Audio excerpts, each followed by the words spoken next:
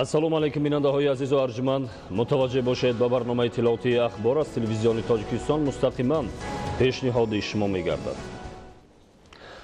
дар ҷумҳурии Тоҷикистон бо мақсади беҳтар намудани ҳолати мелиоративии заминҳо лоиҳаи барномаи давлатии беҳтар намудани ҳолати мелиоративии заминҳои обёришавандаи кишоварзии ҷумҳурии Тоҷикистон барои солҳои 2019-2023 ва барномаи давлатии корҳои соҳилмустаҳкамкунӣ дар ҷумҳурии Тоҷикистон барои солҳои 2018-2022 мавриди амал қарор доранд. дар натиҷаи амалисозии ин барномаҳо соли 2018 қариб 1700 гектар замин ба гардиши кишоварзӣ ворид гардид, ки он 739 гектар аз нақша зиёд мебошад. бунёди маркази саломатӣ бо харҷи 290 000 сомонӣ аз тарафи оилаи Саидовҳо ва пули мошингузар дар доираи 50 000 сомонӣ аз ҳисоби Гулназар Сафарови 80 сола дар ноҳияи Хӯросон боиси хушҳолии сокинон гардид. гузориши Худойдоди Раҷаб ва Искандари Саид. рӯйдоди деринтизори сокинони деҳаҳои ҳилолии 1 ва ҳилолии 2 ҷамоати деҳоти ҳилолии ноҳияи Хӯросон амалӣ гашту акнун бемамоният аз болои канали обгузари байни деҳаҳо рафту омад менамоянд. ин иқдоми нек аз ҷониби сокини 80-солаи деҳа Гулмурод Сафаров дар доираи беш аз 50 000 сомонӣ амалӣ карда шуд. ин фарди ватандӯсту саховатпеша бобои Гулмурод аз ҳисоби маблағҳои пасандознамудаи худ дар якҷоягӣ бо аҳли оила ки мақсади сафари хонаи Каъбаро дошт мушкилоти ҳамдиҳагонашро ба инобат гирифта маблағи ҷамъовардаашро дар ин кори хайру ободонии як гӯшаи меҳан сарф намуд. аз ҳисоби маблағҳои пасандознамудаи нафақааш ва худ ҳамсараш ҳамин пулро барои мо сохта дод. деҳаи ҳилолӣ ва 1 ва деҳаи ҳилолӣ 2ро ба ҳам пайваст кардааст ба воситаи ман як пули мошингузар. мо бисёр хушҳол ҳам ҳастем ки мушкили шаҳрвандони моро осон кард. طبق اطلاع بخش معماری ناحیه پل ماشینگذاری تازه بنیاد 16 متر درازی و بیش از 4 متر پهنایی داشته برای رفته‌های واسطه‌های نقلیاتی مساعد میباشد. در دایره کارهای آبادانی و سازندگی بهر استقبال جشن 30 سالگی استقلالیت دولتی جمهوری تاجیکستان به همین مانند عملهای بنیادکارانه در ناحیه خراسان از جانب صاحبکاران و ساکنان همت بلند انجام داده میشوند. در ناحیه خراسان اویله سیدوف‌ها از حساب مبلغ سفر حج به مردم همین دهه یک تا مرکز سلامتی ساخته دادند و در جماعت دیهات هلالی در دهه هلالی از حساب حجروندگان یک تا پول ماشینگذار ساخته به استفاده داده شد و باز یک اویله دیگر نیز هست در همین جماعت دیهات هلالی از دهه هلالی که یک تا بنگاه طبی از همین حساب سفر حج و مردم ساخته دهات علاقه ساختمانش سر شده است. در دهه نوزمین جماعت دهاتی صدرالدین عینی ناحیه نیز از جانب برادران سعیدوها که به صاحبکاری مشغول میباشند یک مرکز سلامتی دهاتی با 7 اجرای کاری ساخته مورد استفاده قرار داده شد. در کارهای ساختمانی بنای تازه بنیاد مرکز سلامتی برادران از حساب پسندازهای خود که نیت زیارت خانه کعبه را داشتند 290 000 سومانی صرف نمودند. ما اویلای سعیدوفا 6 акай додар ба нияти сафари ҳаҷ доштем. мо маслиҳат кардем ки маблағҳои ҷамъкардаи барои ҳаҷ я маркази саломатӣ барои ҷои кори 12 нафар кушодем. از نگاه دین اسلام این یک صدقه جاریه است. من چنده که این مؤسسه فعالیت میکند همین ثواب و ثمره به اویله سعیدوفا البته میرسد. با اطلاع مسئولین ساکنان دهه نوزمین که حدود 5000 نفر میباشند قبلا برای برخوردار گشتن از خدمت رسانی‌های طبی به مرکز ناحیه یا مرکز جماعت شهرک اویالی که بیش از 6 کیلومتر را تشکیل مینماید مراجعت میکردند. بنای مرکز سلامتی را سهامگذاران در مساحت 3 صدیق در حدود زمین نزدیک حولگیشان بنیاد کردند که می بعد در آن 12 نفر متخصصان ساحه کار و فعالیت کرده به ساکنان خدمت با صفت طبی میرسانند. خدایداد رجب، اسکندر سعید، ناحیه خراسان، اخبار. дар ноҳияи мазчои вилояти суғд бахшида ба 30 солагии истиқлолияти давлатии ҷумҳурии Тоҷикистон бунёдкорӣ вусъат дорад. дар ноҳияи сохтмони лоиҳавӣ боз як мактаб оғоз ёфта дар деҳаи Арнохун бо саҳми соҳибкори маҳаллӣ майдони варзишии замонавӣ мавриди баҳрабардорӣ қарор гирифт. гузориши Равзали Раҳмон ва Илёси Бобоҷон. با استقبال جشن 30 سالگی استقلالیت دولتی در ناحیه مسجد در جماعت دیهات آببردان و ساختمان بنای نوی مکتب تحصیلات میانه عمومی رقم 26 آغاز بخشیده شد.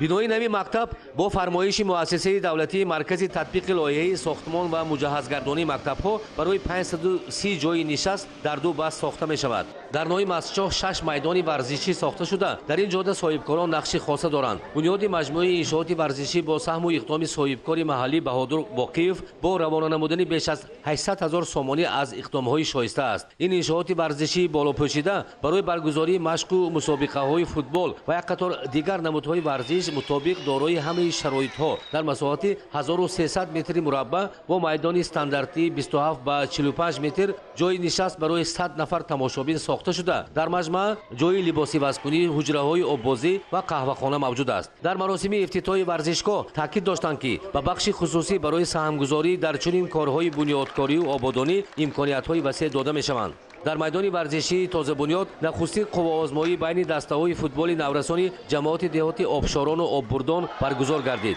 ба иштирокдорони нахустин мусобиқа, гурӯҳи варзишгарони наврас ва сохтмончиён тӯҳфаҳои мақомоти иҷроии ҳокимияти давлатии ноҳия тақдим карда шуданд. бунёд шудани ин иншооти варзишӣ дар ҷамоати деҳоти оббурдон бисёр ҳам як дастоварди бузург аст, ки имрӯз аз ҷониби соҳибкори варзида Баҳодур Боқиев як варзишгоҳи бисёр ҳам дар дараҷаи олӣ замонавӣ аллакай ба истифода дода шуд ва имрӯз бошад наврасони ҷамоат ба ин гуна иншооти варзишӣ бисёр ҳам майлу шавқи зиёд доранд. соҳибкори маҳаллӣ Баҳодур Боқиев ҳамчунин як иқдоми муҳимро барои беҳдошти вазъи хизмати тиббӣ ба аҳолии деҳа пеша намудааст. иншооти хусусӣ гардидаро таъмир намуда барои истифодаи дарозмуддат ба бунгоҳи тиббии деҳа супоридааст. соҳибкор дар деҳа боз як силсила корҳои созандагиро амалӣ менамояд. бо саҳми вай маркази хизматрасонӣ ки дорои фурӯшгоҳ, дорухона, толори машқу солимгардонӣ мебошад анҷом ёфта маркази тиббии осоишгоҳӣ бунёд карда мешавад. акнун таваҷҷӯҳ намоед ба хабарҳои хориҷи кишвар. боришот ва обхезӣ дар қисми шарқии Уганда ба марги 18 нафар боис гардид. кормандони сохторҳои қудратии Колумбия зимни гузарондани амалиёти махсус аз қочоқчиён 1 тонна ва 200 кило маводи нашавбаро ёфт ва мусодира карданд. шарҳи пурраи хабарҳо. дар Шри-Ланка шумораи ҳалокшудагон бар асари анҷом додани 8 амали террористӣ ба 359 нафар расида, 520 каси дигар бо ҷароҳати гуногун дар беморхона бистарӣ мебошанд. дар миёни ҳалокшудагон 45 кӯдак низ ҳаст. ёдовар мешавем ки 2 рӯз қабл дар 3 калисо ва чанд меҳмонхонаи шаҳрҳои Коломбо, Негамбо ва Батикалоаи Шри-Ланка пай дар пай амалҳои террористӣ анҷом дода шуданд. афзоиш ёфтани шумораи ҳалокшудагон аз эҳтимол дур нест, зеро табибон вазъи саломатии чанд тан аз захмиёнро вазнин арзёбӣ мекунанд. кормандони хадамоти махсуси Шри-Ланка дар рафти гузарондани амалиёт беш аз 40 нафарро бо гумони даст доштан дар амалҳои террористӣ боздошт карданд. вобаста ба амалҳои террористӣ дар Шри-Ланка ҳолати фавқулода эълон шудааст. ҳамчунин кормандони сохторҳои қудратӣ аз як фурудгоҳи байналмилалии кишвари мазкур таҷҳизоти таркандаи худсохро ёфт ва безарар намуданд. дар ин робита дар шаҳрҳои Коломбо, Негамбо ва Батикалоаи Шри-Ланка тадбирҳои амниятӣ пурзур карда шудааст. дар минтақаи Чокои Колумбия зимни гузарондани амалиёти махсус кормандони мақомоти полис чанд махфигоҳи пур аз маводи нашъоварро пайдо намуданд. аз рӯи маълумоти кормандони сохторҳои қудратӣ дар махфигоҳҳо нашъаҷалобон 1 тонна ва 200 кило маводи нашъовари навъи кокаинро нигоҳ медоштанд. ҳукуматдорони Колумбия иброз медоранд ки қочоқчиён ин миқдор кокаинро ба Штатҳои Муттаҳидаи Америка интиқол додани буданд. Колумбия аз ҷиҳати истеҳсоли кокаин дар дунё ҷойи аввалро ишғол мекунад. дар ҳудуди Колумбия гурӯҳҳои зиёди нашъаҷалоб амал мекунанд. дар минтақаи Какуаи Колумбия шумораи ҳалокшудагон бар асари боришот ва фаромадани яш ба 32 нафар расида, чанд каси дигар бенишон гардиданд. қаблан дар минтақаи Каука дар натиҷаи боришоти шадид яш фаромада 8 бинои истиқоматиро зер карда буд. ҳамчунин бар асари офати табиӣ ҳаракати нақлиёт дар чанд шоҳроҳ ғайриимкон шудааст. вобаста ба ин ҳукуматдорони Колумбия аз сокинон дархост намуданд ки аз истифодаи нақлиёти шахсӣ худдорӣ намоянд. боришот хатҳои интиқоли нерӯи барқро корношоям карда, аҳоли чанд минтақа бебарқ монданд. дар маҳалли ҳодиса кормандони хадамоти наҷотдиҳӣ барои пайдо кардани бенишонгаштагон фаъолият доранд. در قسم شرقی اوگاندا بارشات باعث آبخیزی گردید. در نتیجه 18 نفر به هلاکت رسیده، 10 کس دیگر جراحت برداشتند. آفت طبیعی بیشتر به دو منطقه اهالیشین قسم شرقی اوگاندا ضرر رسانده است. بارشات شدید 10 منزل استقامتی و معماری را خراب کرد.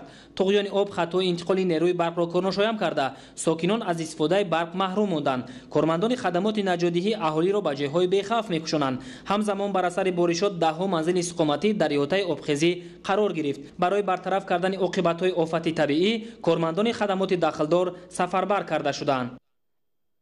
در کشور زابایکال فدراسیای روسیه سوختار بیش از 1000 به ساحه خوجگیداری و کشاورزی ضرر جدی رساند. در منطقه‌های گوناگون کشور مذکور از سوختار جنگل قریب 10,000 سر گوسفند و بیش از 1,500 سر حیوان کلان شاخدار تلف یافته است. همچنین علنگای آتش بیش از 100 عدد تکنیکای خوجگیداران را خراب کرد. حجم ضرر سوختار بیش از 1000 قریب 600 میلیون روبل را تشکیل می‌دهد. در 14 منطقه کشور زابایکال سوختار جنگل چند روز قبل سر زده تا کنون ادامه دارد. در این مدت 34 نفر با جراحت گوناگون در بیمارخانه بستری کرده شدند. با وسعت یافتن سوختار جنگل، گرمی هوا و وزش شمال باعث می‌گردد در رابطه با این در کشور زابایکال حالت فوق‌العاده عمل می‌کند. موافق معلومات کارمندان خدمات داخلدار، سبب سر زدن سوختار بیش از 1000 در کشور زابایکال در قصدن آتش زدن ارزیابی می‌گردد. برای خاموش نمودن سوختار جنگل، کارمندان خدمات آتش نشانی فعالیت دارند. ادامه برنامه اخبار. در ناحیه 5 ولایت خطلان با مقصد پیشگیری از احتمالیت رخ دادن آبخیزی تدبیرهای تحکیم بخشی ساحل انجام داده می شود. مسئولین برای تازه کردن سایه و زهبورها از تکنیک‌های ساحوی به طور وسیع استفاده می کنند. گزارش خبرنگاران ما. در جهان امروزه مسئله تغییریابی اقلیم یکی از مسائل گلوبالی محسوب یافته، جهت پیشگیری حادثه‌های فوق‌العاده کارهای زیادی به سامان رسانده می‌شوند. ناحیه 5 که در ساحل دریای 5 واقع گردیده است، هر سال در بابت ساحل مستحکم کنی و تامین آب مشکلات زیاد پیش می‌آید. قید کردن به مورد است که عین زمان در ناحیه 5 موضع آسیب پذیر وجود دارد. در ساحل مستحکم کنی موضع‌های آسیب پذیر ساحل دریای 5 که در موضع‌های کلنجی، کهنه، گلاباد، سربند حلقه‌یار و دیگر موضع‌های آسیب پذیر کارهای ساحل مستحکم کنی برده می‌شوند. برای بردن کارهای ساحل مستحکم کنی از طرف کمیسیه دولتی حکومت جمهوری تاجیکستان اید به حالت‌های فوق‌العاده تا امروز به ناحیه مذکور از مسائل ساختمانی از قبل 5 تن سمنت، 5000 لیتر سوزشواری دیزلی و زیاده از 2 تن آرماتور جدا گردیده است که در این سمت کارهای ساحل مستحکم کنی ادامه دارند. خب حالا ما در منطقه سربند حلقه‌یار قرار داریم. همه روزه از طرف نیروهای غیر حربی جماعت‌های شهرک و دهات با مقدار 10 15 تا 20 عدد تخت سنگ‌های آهنین و بتونین تیار کرده می شود برای بردن رفت کارهای ساحل مستحکم کنی در موضع سربند حلقه‌یار. عین زمان سطح دریای 5 معتدل است، یگان خوف ندارد. برای بردن کارهای ساحل مستحکم کنی ما 200 عدد تخت سنگ‌های آهنین و بتونین تیار داریم و رفتی تیار نمودن تخت سنگ‌های آهنین و بتونین ادامه دارد. گروه کوری همچنین از موضع دریای وحش که در ناحیه کشانیان جماعت شهرک باختریان واقع گردیده است، از دهه‌های دوستی و سریپول از کارهای ساحل مستحکم کنی شناس شدند. در این موضع برای مستحکم نمودن ساحل دریا با جلب ساکنان محلی زیاده از 15 تخت سنگ‌های آهنی و بتونی تیار نمودند. از طرف شعبه کمیته حالت‌های فوق‌العاده در ناحیه کشانیان ولایت خطلان در موضع‌های آسیب پذیر دوستی و سریپول کارهای فهماندهی و با آموزش فرا گرفتند، گذراندن مشق‌ها، تمرین‌ها و با جاهای بی‌خوف تحویل دادن اهالی گذرانده شد. در ناحیه کشانیان برای ساحل مستحکم کنی از طرف کمیسیه دولتی حکومت جمهوری تاجیکستان اید به حالت‌های فوق‌العاده مسئله ساختمانی از قبل سمنت، آرماتور، سیمتور، سیمتناب تامین گردیدند. در دهه سریپول جماعت شهرک باختریان قرار داریم. در اینجا کارهای ساحل مستحکم کنی رفته شده است با طریق حشری دسته جمعانه. اینجا می‌بینیم ما سیمتوربندی با مسافت 420 متر کوادراتی سیمتوربندی شد. گروه کوری برای مستحکم نمودن موضع‌های آسیب پذیر ساحل دریای 5 و وحش ولایت خطلان به شخصان مسئول سپارش مشخص دادند. اظهار کرده شد که برای وسعت کارهای ساختمانی در این موضع‌ها از پیشگیری آفت‌های طبیعی از جانب حکومت جمهوری تاجیکستان تدبیرهای سودمند اندیشیده می‌شود. متخصصان ساحه به کشاورزان توصیه می‌دهند که این شب و روز برای تامین نمودن حاصل بلند و باصفت تدبیرهای مبارزه با ضرررسان‌ها را وسعت بخشیده از پیدا شدن هر گونه کسلی‌ها پیشگیری نماید. زیرا بارشات زیادی روزهای آخر تا اندازه به پیداشوی کسلی و ضرررسانها باعث می‌گردد. حکمت‌الله نظرزاده گزارش می‌دهد. داغزنی و سرخشوی دانکداران، پیچیده‌شوی برگ شفتالو و شیلمبراری از جمله بیماری‌های میباشند که از تاثیر بارشات زیاد بیشتر گردیده به ساحه باغ و تاک‌پروری تاثیر منفی می‌رساند. در این زمینه برای پیشگیری از تاثیر ضرررسان‌ها و بیماری‌ها متخصصان چنین توصیه می‌دهند. سبب بارشات چون درختان میوه دهنده با کسلی‌های مثلا با کسلی‌های کلاستریوز که بیشتر در دانکداران میشد، کسلی‌های مونالیوز بیشتر در میوه دارو میشد، کسلی که بیشتر با درختان میوه دار میشه کسلی مونالیوز میگن که سوختگی مونالیوزی هم میگن بسیار زیاد شدگی. اساسا این باز کسلی‌ها در دانکداران باشد، کسلی‌های پیچیده‌شوی برگ شفتالو میشد که کسلی به کسلی‌های ضررناک بوده تا 70-80% حاصل رسانی را کم میگرداند. پرپارات اسکور، توپاز که بایلتون رو استفاده برده میتوانند که یک مقدار کسلی را پیشگیری کرده میتوانند. زیاد نمودن حجم استحصال میوه و بهتر نمودن صفت محصولات که به طلبات اقتصاد بازرگانی جوابی باشد، به گذراندن چاره‌های محافظتی بر ضد حشرات ضرررسان و کسلی باغ و تاک‌زار امکان ناپذیر است. در درختان ضرررسان‌های مکنده از قبیل شیرینچه‌ها، سفید بالک‌ها، تریپس‌ها در رسانه‌های یک باشد پوشیده‌شوی ریشگی‌ها با عمل آمد که دهقانان میتوانند چاره‌های پیشگیری کننده آن را برای همون دهقانان از پرپارات‌های B58 کرات دیتسیز استفاده برند که معیار صرف آنها میتوانند از متخصصان توصیه ها گرفته با معیار صرف آنها را استفاده برند. طبق تحقیق متخصصان ساحه در دوره نشونمای باغ و تاک‌زار مخصوصا در فصل بهار برای پیدایش حشرات ضرررسان شرایط مساعد فراهم می‌آید. در نتیجه هر سال به مقدار معین حاصل باغ و تاک‌زار ضرر دیده در بعضی مواردها به نابودشوی درختان آورده می‌رساند. در این زمینه حفظ نمودن باغ و تاک‌زار از کسلی و ضرررسان‌ها ضرور دانسته می‌شود. بارشات روزهای آخر با بلند گردیدن سطح آب دریاها، فرآمدن یرچ، آمدن سیل و طوفان سخت در مملکت باعث گردید. امروز و پگاه نیز احتمالیت باران سیل، شمال سخت، بلند شدن سطح آب دریاها، رعد و برق و دیگر حالتهای فوق‌العاده در منطقه‌های نزد ساحلی و کوهی پیش بینی می‌شود. نورعلی صفامیدین با تفصیلات بیشتر. موافق معلومات اگنتی آب و هواشناسی کمیته حفظ محیط زیست نزد حکومت جمهوری تاجیکستان روزهای 24-25 اپریل سال جاری در مملکت هوای نااستوار در نظر بوده باران‌های خصوصیت سیل داشته در بعضی شهر و ناحیه‌ها از جمله شهر دوشنبه، شهرهای حصار، وحدت، استرافشان، کلاب، پنجکند، ناحیه ورزاب، فیض‌آباد، نورآباد، رشت، سنگوار، درواز، فرخار، واسع، دنغره، خاولین، مومن‌آباد، ناحیه شمس‌الدین شاهین، عقبه شهرستان، مسچاه، یاوان و ناحیه رودکی در نظر داشته شده است. بارشات‌های زیادی پرشدت مرحله‌ای، تودگی و کوتاه مدت که در نتیجه در بعضی ناحیه‌ها وابسته به بارشات زیاد و پس فرآمدن حرارت هوا تا 10-15 درجه که در نتیجه رعد و برق به میان آمده باریدن ژوله از احتمال دور نیست. بارشات شدتناک اساساً وابسته به سرچوی هوای نمناک اتلانتیکی که با واسطه بحر میان زمین، بحر سیاه، بحر کسبی و در یک جای شوی با فشار اتمسفری مرغابی وارد می‌گردد. اینچنین در بعضی شهر و ناحیه‌های جمهوری شمال با شدتناکی از 15-20 متر ثانیه تا 20-25 متر ثانیه وزیده در ناحیه‌های وادی بوده پسشوی حرارت هوا تا 10-15 درجه پیشگویی می‌شود. احترامانه خواهش می‌نماییم که در روزهای ذکر گردیده وابسته به پس شدن حرارت هوا و بارشات زیادی انومالی از دارو دادن و زراعت‌های کشاورزی و به سفرهای نالازم برآمدن خودداری نماید. کمیته حالت‌های فوق‌العاده و مدافع گرجدنی نزد حکومت جمهوری تاجیکستان هشدار می‌سازد که تا آخر ماه خطر باران‌های سیل و ترمه زیاد باقی می‌ماند. بارشات شدید در کوه‌ها و دامنک‌ها سببگار نرمی خاک تپه‌ها می‌شود و احتمال حرکت آنها وجود دارد. سطح آب رودخانه‌ها، جوی‌ها و کانال‌ها و آبانبارها بالا می‌رود.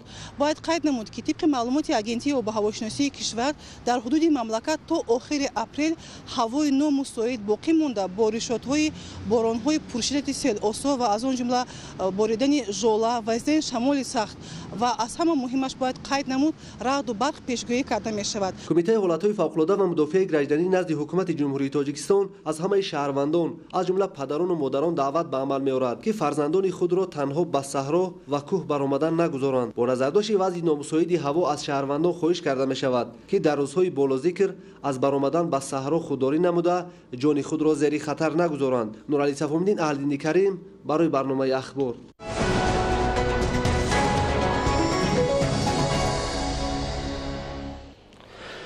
тамошобинони азизу арҷманд, ин буд барномаи иттилооти ахбор. хайр, тансияту хонобод бошед.